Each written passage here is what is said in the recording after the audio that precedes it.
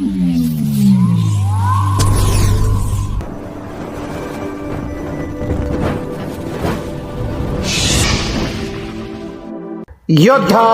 News Marathi. गुढीपाडव्याच्या शुभ मुहूर्तावर समृद्धी, आरोग्य आणि सकारात्मकतेचा संदेश. उपसभापती डॉक्टर नीलम गोऱ्हे हिंदू नववर्षानिमित्त समाजात एकोपा, जिव्हाळा आणि प्रगतीचे वातावरण निर्माण होण्याचे आवाहन. मुंबई, दिनांक 19 मार्च 2026.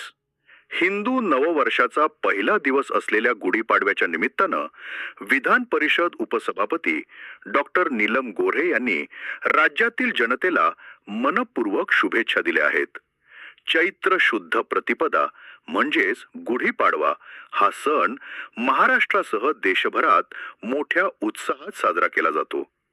प्रत्येक घरामध्ये गुढी उभारून नववर्षाचं स्वागत केले जाते. महाराष्ट्रापुरते मर्यादित न राहता भारतातील विविध राज्यांमध्ये हा सण वेगवेगळ्या नावांनी साजरा केला जातो. याकडे त्यांनी लक्ष वेधले. या पावन निमित्तानं सर्वांना वर्षभर यश, समृद्धी, उत्तम आरोग्य, मानसिक शांतता आणि अष्टलक्ष्मीची प्राप्ती होवो अशा शुभेच्छा डॉक्टर गोऱ्हे यांनी दिल्या. तसेच समाजामध्ये एकोपा, जिव्हाळा, आरोग्यदायी व उत्साहवर्धक वातावरण आणि सकारात्मक विचारांची वृद्धी होणं आवश्यक असल्याचं त्यांनी नमूद केले.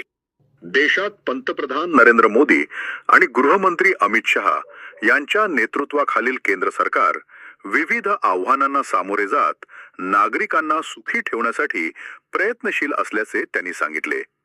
त्याचे सकारात्मक परिणाम देशावर दिसून येत असल्याचेही त्यांनी स्पष्ट केले.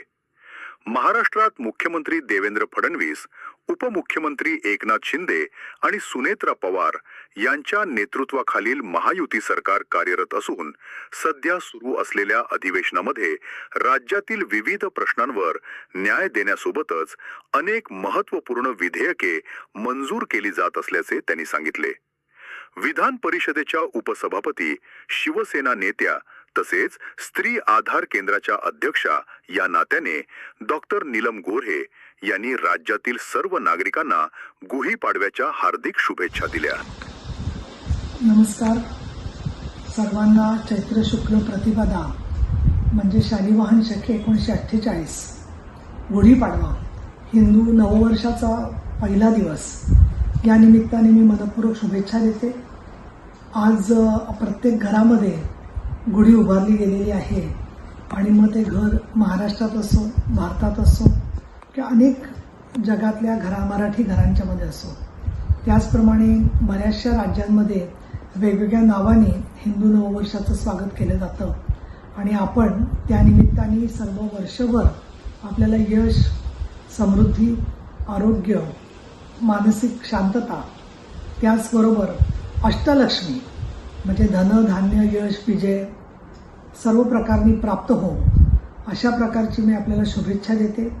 त्याचबरोबर आपल्या समाजामध्ये चांगल्या प्रकारचा एकोपा, जिव्हाळा, आरोग्यदायी वातावरण, उत्साहवर्धक वातावरण, सकारात्मक विचार हे प्रभुत्व त्यांचं व्हावं, त्यांचं राज्य चालावं अशा प्रकारची मी आपल्याला शुभेच्छा देते. देशामध्ये NDAचं पंतप्रधान नरेंद्र मोदी आणि अमित शहा यांच्या नेतृत्वाखालचं सरकार आलेलं आहे आणि अनेक आव्हानांना तोंड देत लोकांना सुखी ठेवण्याचा प्रयत्न ते पराकाष्ठेने करत आहेत आणि त्याचा परिणाम देखील भारतावर चांगला दिसत आहे.